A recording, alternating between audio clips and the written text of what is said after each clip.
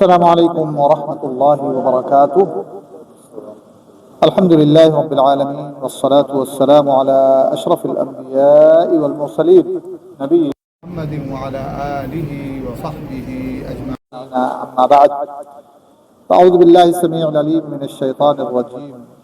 ان اللہ لا یغیر ما بقوم حتی یغیروا ما بانفسہم وَإِذَا أَرَادَ اللَّهُ بِقَوْمٍ سُوءًا فَلَا مَرَدَّ لَهُ۔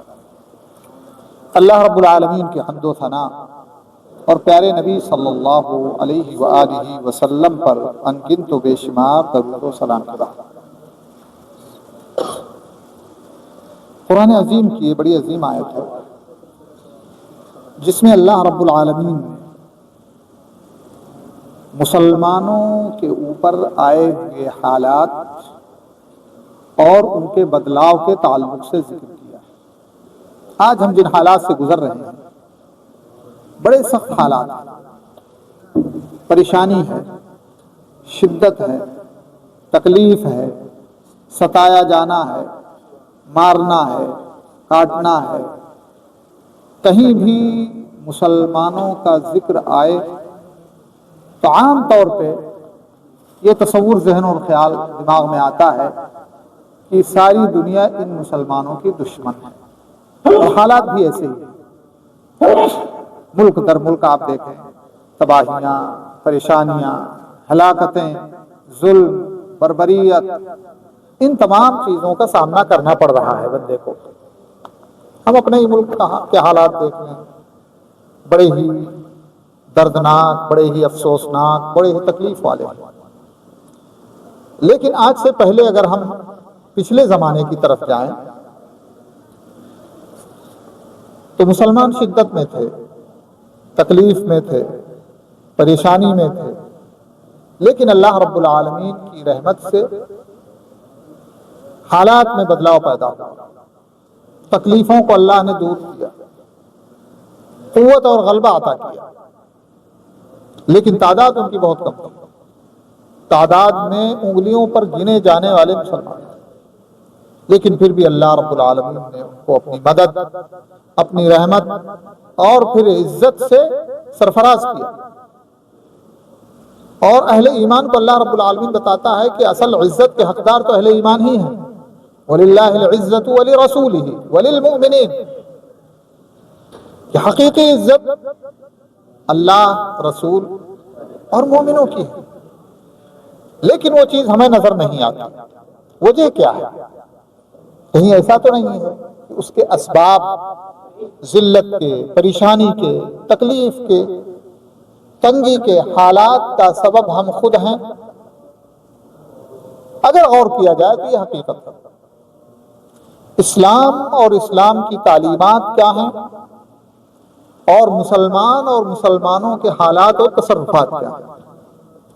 اگر آپ ان دونوں کو میل کھلائیے تو پتہ یہ چلتا ہے کہ اسلام اور اس کی تعلیمات ایک وادی میں ہیں، اور مسلمان اور ان کے تصرفات، ان کے حالات، ان کے کردار دوسری وادی میں ہیں۔ یعنی نام سے تو ہم مسلمان ہیں، لیکن کام ہمارا اسلام سے میچ نہیں کرتا، اور یہ بہت بڑا سبب ہے، بہت اہم سبب ہے۔ اللہ کی نصرت، اللہ کی مدد، اللہ کی رحمت، اللہ کا فضل، اللہ کا کرم جو ہم سے دور ہے، یہ بہت بڑا سبب ہے کہ ہم نے نام تو مسلمان رکھا ہے لیکن کام اسلام والا نہیں۔ اللہ نے اس آیت میں فرمایا ان اللہ لا یغیر ما بقوم، یہ قوم جس چیز میں مبتلا ہے اللہ اسے بدلے گا نہیں، حتی یغیروا ما بانفسہم، جب تک کہ یہ اپنے آپ کو نہ بدلے۔ ہماری حالات بدلیں گی نہیں، ہمارے مشاکل ختم نہیں ہوں گے، ہمارے اوپر اللہ رب العالمین کو رحم نہیں آنے والا ہے جب تک کہ ہم خود اپنے اوپر رحم نہ کریں۔ اللہ نے فرمایا ان اللہ لا یظلم الناس ولکن الناس انفسهم یظلمون، اللہ لوگوں پر ظلم نہیں کرتا ہے بلکہ لوگ خود اپنے اوپر ظلم کرتے ہیں۔ اللہ کیا فرماتا ہے اور اللہ ہم سے چاہتا کیا ہے؟ کئی جگہوں پر اللہ رب العالمین فرمایا ہے، لیکن سورہ آل عمران کی آیت بڑی اہم آیت ہے۔ جس میں اللہ نے فرمایا ایھا الذین آمنوا اتقوا اللہ حق تقاتہ ولا تموتن الا وانتم مسلمون، کہ اے ایمان والو اللہ سے ایسا ڈرو اور اللہ کا تقوی ایسا اختیار کرو جیسا کہ اللہ سے ڈرنے کا حق ہے۔ ہم ڈرتے ہیں اللہ سے، تقوی کے بھی دعوے دار ہیں، لیکن جیسا تقوی کا حق ہے وہ نہیں، جیسا اللہ سے ڈرنے کا حق ہے وہ نہیں ہے۔ ہم اپنے طور پر سمجھتے ہیں چند اسلامی احکام پر عمل کر کے کہ ہم نے گویا اسلام پر عمل کر لیا اور ہم پکے اور سچے مسلمان ہو گئے، حالانکہ ایسی چیز نہیں ہے۔ اسلام کے اکثر تعلیمات کو ہم نے اپنی زندگی سے دور کر رکھا ہے۔ عبادات کو ہی لے لیجیے، اکثر مسلمان اللہ کی عبادت بھی کرتے ہیں تو شرک کے ساتھ کرتے ہیں، اللہ پر ایمان بھی رکھتے ہیں تو شرک کے ساتھ رکھتے ہیں۔ اللہ نے فرمایا وَمَا يُؤْمِنُ أَكْثَرُهُمْ بِاللَّهِ إِلَّا وَهُمْ مُشْرِكُونَ، ان میں سے اکثر لوگ جو اللہ پر ایمان بھی رکھتے ہیں وہ شرک کرنے والے ہیں۔ اور ہم آپ جانتے ہیں اس روئے زمین پر شرک سے بدترین گناہ کوئی نہیں۔ جو شرک کرتا ہے اللہ سے اس کا رشتہ ٹوٹ جاتا ہے، پھر اللہ کا کوئی واسطہ اس سے نہیں رہتا ہے، وہ اس کے شرک کے حوالے کر دیتا ہے۔ آج اکثریت مسلمانوں کی شرک میں مبتلا ہے، طرح طرح کے شرک میں مبتلا ہے، اور اسے کوئی ڈر نہیں، کوئی خوف نہیں، بلکہ اسے وہ دین سمجھ کر کے کرتا ہے۔ اللہ نے فرمایا کہ جیسا اللہ سے ڈرنے کا حق ہے اس طرح سے ڈرو، جیسا تقوی ہونا چاہیے اس طرح سے تقوی پیدا کرو، وَلَا تَمُوتُنَّ إِلَّا وَأَنْتُمْ مسلمون۔ اور جب بھی تمہارے اوپر موت آئے تو کس حال میں آئے؟ مسلمان کی حالت میں۔ ہم کو پتا ہے نا ہماری موت کب ہوگی؟ معلوم ہے؟ نہیں معلوم۔ آج کل پرسوں، ایک سال، ایک مہینہ، ایک ہفتہ، کچھ پتا نہیں۔ سانس اندر گئی باہر آئے گی نہیں پتا۔ تو جب ہم کو یہ نہیں پتا ہے کہ ہم پر موت کب آئے گی، تو اس کا تقاضا یہ ہے کہ ہماری صبح ہو تو اسلام کی حالت میں ہو، شام ہو تو اسلام کی حالت میں ہو، اور صبح اور شام کے درمیان یا شام سے صبح کے درمیان جو وقت ہمارا گزرے وہ مسلمان کی حالت میں گزرنا چاہیے، اسلام کی حالت میں۔ جھوٹ بولتے ہیں یہ اسلام کا تقاضا نہیں ہے، دھوکہ دیتے ہیں یہ اسلام کا تقاضا نہیں ہے، بدزبانی کرتے ہیں یہ اسلام کا تقاضا نہیں ہے، کسی کے ساتھ ظلم اور زیادتی ہوتی ہے اسلام کا تقاضا نہیں ہے۔ کیوں کہ کسی بھی وقت موت آ سکتی ہے، اور جب کسی بھی وقت موت آ سکتی ہے تو ہر حال میں ہمیں مسلمان ہو کر کے رہنا ہے۔ یہ تصور، یہ خیال، یہ جذبہ اگر مسلمان کے ذہن و دماغ میں پیدا ہو جائے تو اس مسلم قوم سے بہترین قوم روئے زمین پر کوئی قوم ہو ہی نہیں سکتی۔ لیکن جب اسلام کا دعویٰ کر کے اسلام کی تعلیمات سے دوری ہوتی ہے تو پھر اس قوم سے بدتر بھی کوئی قوم روئے زمین پر نہیں ہے، پھر کافر و مشرک سے بھی بدتر ہو جاتا ہے دین سے دوری کی وجہ سے۔ کیوں؟ کافر نے تو انکار کر دیا، اللہ کے کھاتے میں وہ کیا لکھ گیا؟ کافر مشرک۔ لیکن ہم نے تو ایمان کا دعویٰ کیا ہے نا، تو ہم گویا اللہ سے عہد و پیمان کر رہے ہیں، اور جب عمل کی بات آتی ہے تو وہ عہد و پیمان ہم توڑ دیتے ہیں۔ اللہ نے فرمایا وَإِذَا أَخَذَ رَبُّكَ مِن بَنِي آدَمَ مِن ظُهُورِهِمْ ذُرِّيَّتَهُمْ وَأَشْهَدَهُمْ عَلَىٰ أَنفُسِهِمْ أَلَسْتُ بِرَبِّكُمْ قَالُوا بَلَىٰ شَهِدْنَا أَن تَقُولُوا يَوْمَ الْقِيَامَةِ إِنَّا كُنَّا عَنْ هَٰذَا غَافِلِينَ أَوْ تَقُولُوا إِنَّمَا أَشْرَكَ آبَاؤُنَا مِن قَبْلُ وَكُنَّا ذُرِّيَّةً مِّن بَعْدِهِمْ أَفَتُهْلِكُنَا بِمَا فَعَلَ الْمُبْطِلُونَ۔ اس وقت کو یاد کرو جب اللہ رب العالمین نے تم سب سے جتنے بھی پیدا ہونے والے ہیں، بنی آدم جتنے بھی ہیں، آدم کی ذریت میں سے جتنے بھی ہیں، جو آ چکے یا جو آنے والے ہیں یا جو موجود ہیں، اللہ نے فرمایا سب سے میں نے وعدہ لیا ہے، اور یہ وعدہ نبیوں نے یاد دلایا سب کو۔ جو نبی آیا اس نے اس وعدے کو یاد دلایا، کیا الست بربکم، کیا میں تمہارا رب نہیں ہوں؟ قالوا بلا، سب نے متفقہ طور پہ اس بات کا اقرار کیا کہ تو ہی ہمارا رب ہے، لیکن جب دنیا میں آئے تو ہم نے اپنے نفس کو رب بنا لیا، دنیا میں ہم آئے تو فلاں کو اپنا رب بنا لیا۔ اللہ سے اتنا نہیں ڈرتے ہیں جتنا فلاں اور فلاں سے ڈرتے ہیں، اللہ سے جتنی امید نہیں رکھتے فلاں اور فلاں سے رکھتے ہیں، تو پھر اللہ کے عہد و پیمان کا کیا مطلب ہوگا؟ وہ ہم جھوٹے ہوئے، ہم نے اپنے کردار سے اس کو جھٹلا دیا۔ اللہ نے جب اقرار ہوا تو اللہ گواہ ہوا، اس میں اقرار ہم نے کیا اور گواہ کون ہے؟ اللہ۔ اب کیا قیامت کے دن ہم مکر سکتے ہیں؟ جس چیز پر اللہ گواہ ہو قیامت کے دن ہم مکر سکتے ہیں؟ نہیں مکر سکتے۔ الست بربکم قالوا بلا، سب نے کہا کہ تو ہمارا رب ہے۔ اللہ نے فرمایا شہدنا ان تقولوا یوم القیامت انا کنا عن ھذا غافلین، ہم اس بات پر شاہد ہیں کہ تم قیامت کے دن آؤ تو کہو کہ ہمیں کچھ پتا ہی نہیں تھا، ہمیں معلوم ہی نہیں تھا، ہم غافل تھے اس سے۔ او تقولوا انما اشرک آباؤنا من قبل، یا تم اپنے باپ داداؤں کا واسطہ دو کہ ہم کیا کریں، ہمارے کرتے آتے تھے، آ رہے تھے، کفر کرتے آ رہے تھے تو ہم نے بھی کر دیا، ہم اپنے باپ دادا کے تابع ہیں۔ ان تمام چیزوں کو یاد رکھنا، یہ ساری چیزیں عذر نہیں بننے والی۔ وَكُنَّا أَفَتُهْلِكُنَا بِمَا فَعَلَ الْمُبْطِلُونَ، تو کیا جو مبطلون یعنی جو غلط تھے ان کی وجہ سے ہمیں بھی تو سزا دے گا؟ تو باپ داداؤں کی حجت یہ پہلے زمانے سے چلی آ رہی ہے جو کہ کافروں کی حجت تھی، لیکن آج بھی باپ داداؤں کی حجت چل رہی ہے۔ کیا ہمارے ماں باپ غلط تھے؟ کیا ہمارے دادا غلط تھے؟ جیسے بہت سارے غلط کام ہو رہے ہیں ہمارے معاشرے میں، دین کے نام پہ ہو رہے ہیں، بدعات اور خرافات ہو رہی ہیں۔ جب کہا جاتا ہے تو کہتے ہیں ہمارے بزرگ کرتے چلے آ رہے ہیں، کیا وہ غلط کر رہے تھے؟ مشابہت۔ لیکن کیا یہ حجت کام آئے گی؟ نہیں آئے گی۔ کیوں؟ اس لیے کہ اللہ رب العالمین نے فرمایا کہ ہم نے تو ہر بات جو ہے اپنے نبیوں کے ذریعے پہنچا دی، اور جو چیز ہمیں معلوم نہیں ہے وہ اس لیے نہیں معلوم ہے کہ وہ بتائی نہیں گئی، اس لیے نہیں معلوم ہے کہ ہم نے سیکھا نہیں، ہم نے اس کو جاننے کی کوشش نہیں کی۔ کویت میں آنے کے لیے کیا کیا کرنا ہے ہمیں نہیں معلوم تھا، نہیں معلوم تھا، لیکن پتہ کیا کہ پاسپورٹ بنے گا اور PCC کنفرم کرانی ہوتی ہے نا، اور پھر کس ٹریول سے جو ہے کارروائی کرانی ہے، ساری چیزیں کارروائی بھی کرائی ہم نے، پیسے بھی دیے، اور یہ چیز فری حاصل ہو رہی ہے، دین فری میں حاصل۔ کہیں کسی نے آپ کو دین کا مسئلہ بتانے کے لیے کچھ فیس مانگی ہے؟ آج ہمارے معاشرے میں کچھ دین لوگوں کے پاس ہے، شاید اگر اس کی فیس لگتی تو وہ بھی نہیں رہتا، اس لیے کہ دین کے لیے کوئی خرچ نہیں کرنا چاہ رہا ہے۔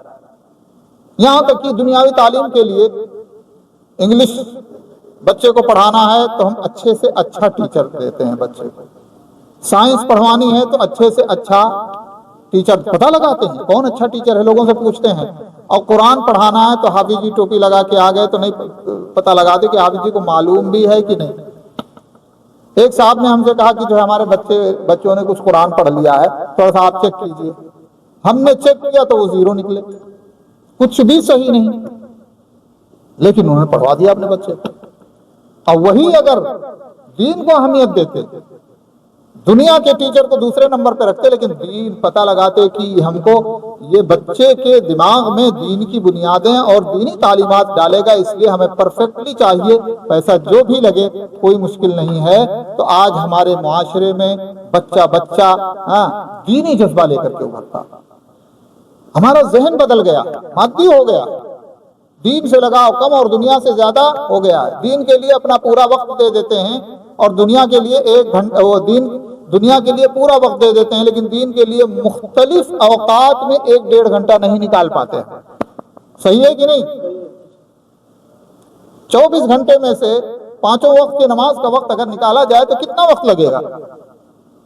1.5 گھنٹہ لے لیجیے، زیادہ سے زیادہ 1.5 گھنٹہ، اور دنیا کی ڈیوٹی ہم اگر 8 گھنٹے کرتے ہیں اور 4 گھنٹے مزید اوور ٹائم ملتا ہے تو ہم اس کو بھی کرنے کی کوشش کرتے ہیں، اور یہ کوئی عیب کی بات نہیں ہے، اچھی بات ہے، لیکن دین کے ساتھ دین ہمارا ڈسٹرب ہے۔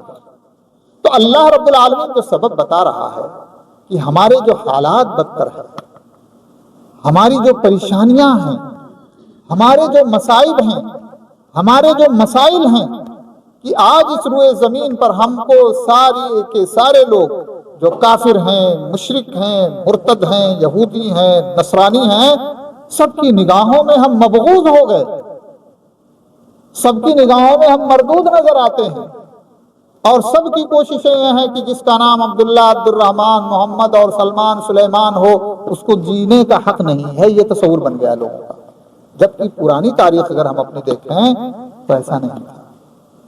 ایک خوف، ایک رعب ان لوگوں کے دل میں جو سرکش ہیں، جو ظالم ہیں، جو زیادتی کرتے ہیں، ان کے دلوں میں تھا کہ ہماری گردن ناپ دی جائے گی اگر ہم نے ظلم اور زیادتی کی۔ اور لوگ اپنے مسلمان نہ ہونے کے باوجود اپنے مسائل کو حل کرانے کے لیے مسلمانوں کے پاس آیا کرتے تھے۔ یہ حالات تھے۔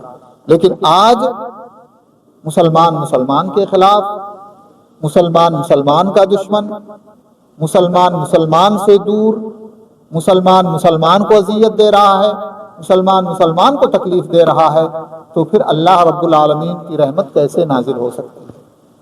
اللہ نے فرمایا کہ تمہیں ہمیشہ ہر لمحے اگر تم اپنے بستر پر بھی سو رہے ہو تو مسلمانوں کی نیند سونا چاہیے،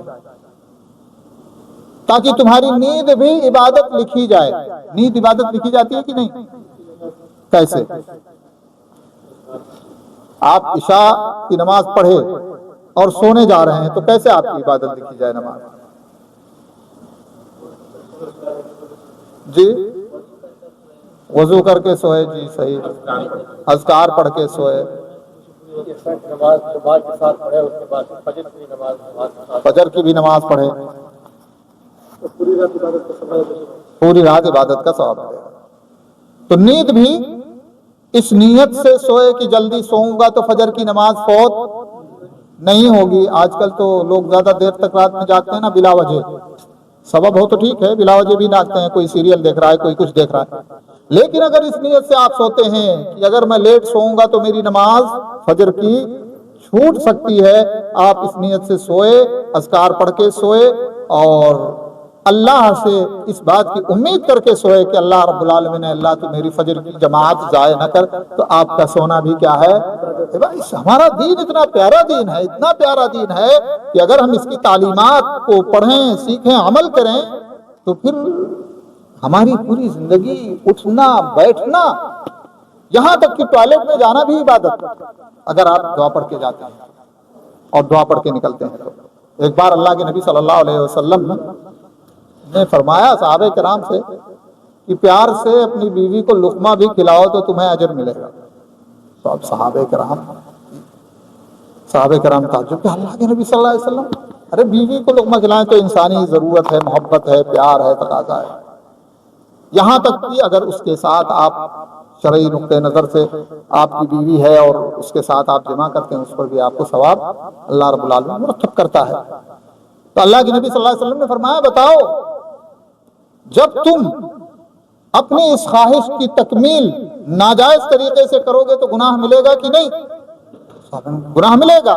تو اللہ کے نبی صلی اللہ علیہ وسلم نے فرمایا جب اس خواہش کی تکمیل تمہاری جائز طریقے سے ہوگی تو اس پر تمہیں ثواب ملے گا۔ سوچئے، اپنی خواہش پوری کر رہے ہیں، نفسانی خواہش جو کافر، مشرک، مسلمان سب پوری کرتے ہیں، لیکن جب شریعت کے مطابق ہم عمل کرتے ہیں تو اللہ تعالیٰ صرف ہماری یہ نہیں دیکھتا کہ یہ تو اس کی اپنی خواہشیں پوری کر رہا ہے، نہیں، اللہ تعالیٰ اس پر بھی اجر مرتب کرتا ہے، اس لیے کہ ہم نے اللہ کے حکم کو فالو کرتے ہوئے ہم نے اس خواہش کو پورا کیا ہے۔ تو اس آیت کے پیش نظر ہمیں اپنا اٹھنا بیٹھنا، جاگنا، لیٹنا، سونا، آنا جانا، چلنا پھرنا سب اسلامی کسوٹی پر رکھنا چاہیے، تاکہ جس بھی حالت میں جہاں بھی ہو تو اللہ کی اطاعت میں ہو، نافرمانی میں نہ ہو۔ اب اللہ نے فرمایا کیسے یہ ہو سکتا ہے؟ آگے فرمایا وَمَن يَعْتَصِم بِاللَّهِ فَقَدْ هُدِيَ إِلَىٰ صِرَاطٍ مُسْتَقِيمٍ، اگر مسلمان بن کے جینا چاہتے ہو تو قرآن سے اپنا رشتہ جوڑ لو، مضبوط کر لو، تلاوت کے طور پہ نہیں، تلاوت تو ایک جز ہے، اس کو سمجھنے کے طور پر، اس پر عمل کرنے کے طور پر، جہاں قرآن کہتا ہے کہ یہ عمل کرو اس پر عمل کرنے کے طور پر، جہاں قرآن منع کرتا ہے کہ اس سے باز رہو اس سے باز رہنے کے طور پر ہم اگر اپنی زندگی کو بنا لیں تو پھر ہم ایک سچے اور پکے ایسے مسلمان بن جائیں گے کہ جس کا ہاتھ اگر دعا میں کسی مسئلے کے لیے اٹھے گا تو آسمان سے واپس نہیں ہوگی اس کی دعا، اللہ تعالیٰ قبول کرے گا۔ کیوں؟ اللہ کے نبی صلی اللہ علیہ وسلم کیا فرمایا؟ فرمایا کہ جس کا کھانا پینا، کپڑا اور ساری چیزیں حلال کی ہوتی ہیں اس کی دعا قابل قبول ہوتی ہے۔ تو ہماری دعائیں نہیں قبول ہوتی ہیں، ہم اپنی زندگی کو دیکھیں، ہمارا کپڑا کیسا ہے، ہمارا کھانا کیسا ہے، ہماری روزی کیسی ہے، ہمارا گھر کیسا ہے۔ کتنے لوگ ایسے گھروں میں رہ رہے ہوں گے جنہوں نے ناجائز طریقے سے غصب کیا ہوا ہوگا، یا آدھا گھر غصب کیا ہوگا، یا زمین غصب کی ہوئی ہوگی۔ کتنے ایسے جھوٹے مقدمے چل رہے ہیں، مسلمانوں نے ہی آپس کی ایک جھوٹا دعویٰ دوسرے پر کر دیا، جس کا حق ہے اسی سے چھین لیا۔ تو ہماری زندگی میں جو دینی مسائل کے اعتبار سے التزام ہونا چاہیے اور عمل ہونا چاہیے، اس میں آج ہمارا معاشرہ بہت پیچھے ہے اور بہت دور ہے۔ اس کی وجہ سے ہمارے اوپر مصائب ہیں، پریشانیاں ہیں، تکلیفیں ہیں، دوریاں ہیں، نفرتیں ہیں، بغض ہے اور کدورتیں ہیں۔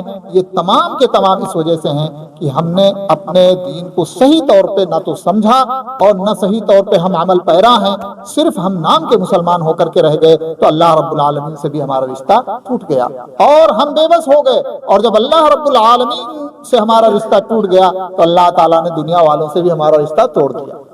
کیوں؟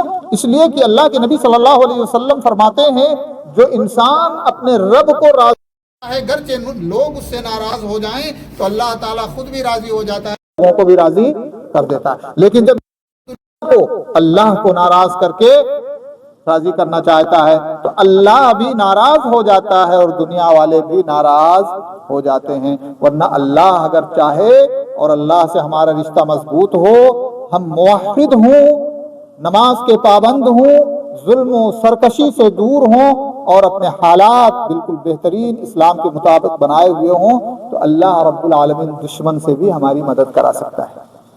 لیکن اگر اس کے برعکس ہو تو ہمارا دوست بھی ہمارا دشمن ہو سکتا ہے، ہم کو اذیت پہنچا سکتا ہے۔ اس لیے ضرورت کیا ہے؟ اللہ کے دین کی طرف رجوع کرنے کی ضرورت کیا ہے؟ اپنے نفس اور اپنے عمل اور اپنے کردار کا مراجعہ کرنے کی کہ ہم اللہ کے حکم کے کتنے مطابق اپنی زندگی گزار رہے ہیں یا ہم کتنے دور ہیں۔ اگر یہ بیداری ہمارے اندر پیدا ہو جائے تو دنیا بھی ہماری سنور جائے اور آخرت بھی ہماری سنور جائے اور اللہ بھی ہم سے راضی ہو جائے اور ہم بھی اللہ رب العالمین کے فیصلے سے راضی ہو جائیں۔ اللہ تعالیٰ کی کتاب کو مضبوطی سے ہمیں پکڑنا ہے، پڑھنا ہے، سمجھنا ہے، اس کے مطابق عمل کرنا ہے۔ یہ ہمارے لیے لائحہ عمل ہے، نظام زندگی ہے۔ یہ کتاب صرف تبرک کے طور پر رکھنے اور پڑھنے کی نہیں ہے، یہ کتاب زندگی کے لیے بہترین نمونہ ہے زندگی گزارنے کے لیے۔ اس لیے اللہ نے فرمایا وَمَن يَعْتَصِم بِاللَّهِ فَقَدْ هُدِيَ إِلَىٰ صِرَاطٍ مُسْتَقِيمٍ، جو اللہ رب العالمین کے حکم کے مطابق اللہ سے رشتہ جوڑ لے گا، اللہ کی کتاب سے رشتہ جوڑ لے گا، وہ ہدایت کے راستے پہ ہو جائے گا۔ وَاعْتَصِمُوا بِحَبْلِ اللَّهِ جَمِيعًا، اللہ نے فرمایا مضبوطی کے ساتھ پکڑو اللہ کی اس رسی کو، اس قرآن کو، اور جب ہم اللہ کی رسی کو اور اس قرآن کو مضبوطی سے پکڑیں گے تو ہمارے درمیان سے نفرتیں دور ہو جائیں گی۔ اللہ کا کلام ہے وَلَا تَفَرَّقُوا، اور فرقوں میں مت بٹو۔ تم اپنی سمجھ کو لے کے بیٹھے ہو، تم اپنے مسائل کو لے کے بیٹھے ہو، تم اپنے فقہ کو لے کے بیٹھے ہو، تم اپنے عقائد کو لے کے بیٹھے ہو۔ مسلمانوں کا عقیدہ ایک ہی ہے اور وہ نبی اور صحابہ کے عقیدے کے مطابق ہونا چاہیے۔ مسلمانوں کی راہ ایک ہی ہے، مسلمانوں کی مسجد بھی ایک ہی ہے اور مسلمانوں کا طرز زندگی بھی ایک ہے۔ لیکن آج آپ دیکھیے الگ الگ مسجدیں ہیں، الگ الگ نام سے ہیں، الگ الگ عقیدوں سے ہیں، الگ الگ فرقوں سے ہیں۔ یہ صرف قرآن سے دوری کا سبب ہے، قرآن سے دوری کا سبب ہے۔ اللہ نے فرمایا وَاعْتَصِمُوا بِحَبْلِ اللَّهِ جَمِيعًا وَلَا تَفَرَّقُوا، گروپوں میں مت تقسیم ہو، مسلمان ایک ہے۔ اس لیے ہم اپنے آپ کو اہل سنت والجماعت کہتے ہیں۔ اہل بدعات میں فرقے ہوتے ہیں، اہل سنت میں فرقے نہیں ہوتے ہیں۔ تو اس لیے خلاصہ کلام یہ ہے کہ ہمیں اپنا قرآن سے رشتہ بہت مضبوط علم کے اعتبار سے، عمل کے اعتبار سے اور دعوت کے اعتبار سے کرنا ہوگا۔ جب ہم اپنے آپ کو قرآن کے مطابق بنائیں گے تو قرآن کا وعدہ ہمارے اوپر فٹ ہوگا۔ اللہ نے فرمایا وَلَيَنصُرَنَّ اللَّهُ مَن يَنصُرُهُ، جو اللہ کی مدد کرے گا اللہ اس کی مدد کرے گا تو کیا اللہ ہماری مدد کا محتاج ہے؟ نعوذ باللہ ثم نعوذ باللہ، اللہ تو غنی ہے، لیکن مطلب یہ ہے کہ جب اللہ کے دین کے مددگار ہوگے، دین کو سیکھنے کے طور پہ، اس پر عمل کرنے کے طور پر، اس کو سکھانے کے طور پر، اس کے راہ میں جو اذیتیں اور تکلیفیں آئیں گی ان پر صبر کے طور پر، تو اللہ رب العالمین تمہارا ہو جائے گا اور تمہاری مدد فرمائے گا۔ من کان للہ کان اللہ لہ، جو اللہ کا ہوتا ہے اللہ اس کا ہو جاتا ہے۔ اللہ سے دعا ہے اللہ تعالی ہمارے اندر قرآن کی محبت، اس کے پڑھنے کے تعلق سے، اس کو سمجھنے کے تعلق سے، اس پر عمل کرنے کے تعلق سے، اور قرآن کی تعلیمات کو معاشرے میں عام کرنے کے تعلق سے مضبوط بنائے، اور ہمیں قرآنی تعلیمات کے مطابق زندگی گزارنے کی توفیق عطا فرمائے، ہمیں گناہوں سے توبہ کرنے کی توفیق عطا فرمائے، شرک سے توبہ کرنے کی توفیق عطا فرمائے، بدعات اور خرافات سے توبہ کرنے کی توفیق عطا فرمائے، اور توحید اور سنت کی راہ پر مضبوطی کے ساتھ اللہ رب العالمین ہمیں چلنے کی توفیق عطا فرمائے۔ آمین۔ وآخر دعوانا الحمد للہ رب العالمین، وصلی اللہ علی نبینا محمد وعلی آلہ وصحبہ۔